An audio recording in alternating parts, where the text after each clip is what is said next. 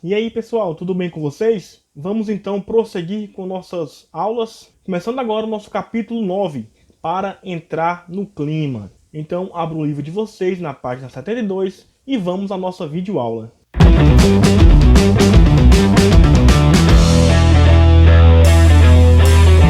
Tempo e clima. O que vocês entendem por tempo e clima? Vocês sabiam que tem significados diferentes? O tempo é o estado momentâneo da atmosfera e vai depender de fatores que interferem imediatamente naquela região, como o sol, a chuva. Já o clima é a média de tempo meteorológico observado em uma região durante determinado tempo, e para isso requer, como falei, um determinado período de análise para definir o clima de uma região. Por exemplo, nosso clima ele é semiárido e foi preciso tempos de estudos para se saber e confirmar que este é o nosso clima. A atmosfera terrestre. É preciso saber que elementos e fatores que interferem tanto no tempo quanto no clima ocorrem na atmosfera. A gente pode citar, por exemplo, o ar, que está presente em todas as nossas paisagens, né? Seja pela brisa que a gente sente, o nosso cabelo, no caso do meu não, né? E também a gente percebe nas árvores, quando balançam as folhas. Da mesma forma, ele é vital para todos os seres vivos e formam a chamada atmosfera. A atmosfera é responsável por filtrar as radiações solares e que protegem também o nosso planeta de choques dos meteoros, pois a maior parte se queima e se desintegra na atmosfera. Os principais gases presentes na atmosfera são o nitrogênio e o oxigênio. Além de gases, também são encontrados vapores de água e também aerossóis. Como vocês podem observar na imagem que está aparecendo aí, são reconhecidas 5 camadas na atmosfera. A troposfera, que é onde se concentra maior parte, ou seja, 75% da massa total de gases na atmosfera. É a única camada em que os seres humanos conseguem sobreviver, ou seja, respirar. É onde acontecem os fenômenos meteorológicos, como as chuvas, as tempestades. Também é onde transita aviões e helicópteros. E na troposfera, a cada quilômetro que a gente sobe, diminui-se 6,5 graus Celsius. Já na estratosfera, concentra a maior parte do gás ozônio presente na atmosfera, que é um gás fundamental para proteger a superfície da Terra. Serve como filtro da radiação de raios ultravioletas, que são nocivos à nossa pele, ou seja, ao ser humano. Na mesosfera, quase não há gases para absorver o calor, então eles terão aí temperaturas aproximadas de menos 100 graus. Na termosfera, as temperaturas são elevadas devido à presença de átomos de nitrogênio e de oxigênio. Absorvem assim grandes parcelas da radiação solar, os chamados raios X, raios gamas e raios ultravioletas. E essa camada também é chamada de ionosfera. E a exosfera é a camada que antecede o espaço sideral, é onde se encontram alguns dos satélites artificiais e também telescópios espaciais. Sobre elementos e fatores climáticos, é importante entendermos que eles são fundamentais e determinantes para alterar as características atmosféricas. Por exemplo, peguemos os elementos climáticos. Eles promovem variações nas condições atmosféricas, que podem ser momentâneas, que vai definir o tempo atmosférico, e podem ser também duradouras, que vai definir também o clima do local. E quais são esses elementos? A gente tem a temperatura, que é a quantidade de calor existente no ar, a umidade, que é a quantidade de vapor de água existente no ar. Teremos também a precipitação, que é a queda da água, né, após o processo de saturação e de condensação das nuvens. Então vai pesar e vai cair, seja em forma de chuva, de neve, de neblina ou de granizo.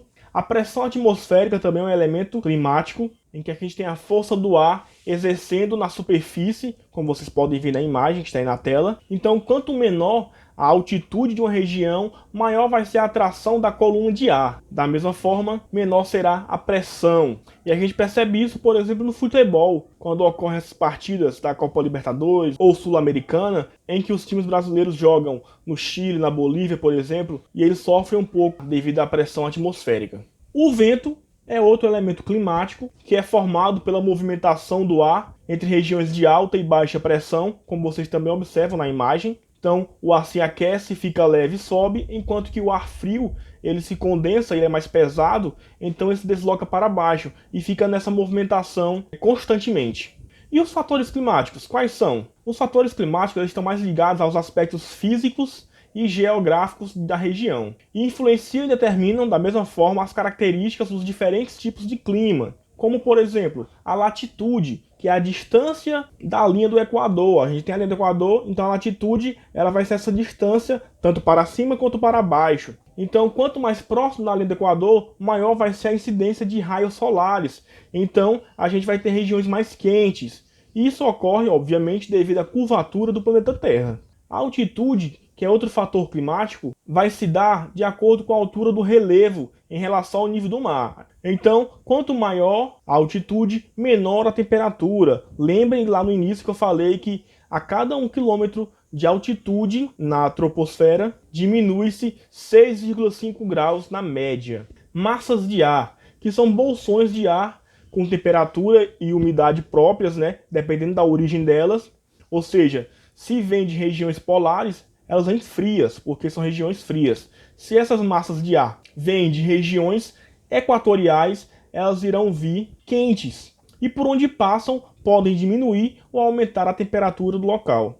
Já as correntes marítimas possuem salinidade, velocidade e temperaturas diferentes umas das outras. Elas ocorrem devido ao movimento de rotação da Terra, que fazem com que o mar esteja em constante movimento. Então a gente vai ter correntes quentes daquelas que partem das regiões equatoriais e correntes frias também daquelas que partem das regiões polares. E obviamente, como elas são quentes e frias, irão alterar a temperatura de determinadas regiões, principalmente das massas de ar que passam por cima do mar. Então a corrente que está aqui, se ela é fria, ela pode esfriar uma massa de ar quente que passa por cima dela.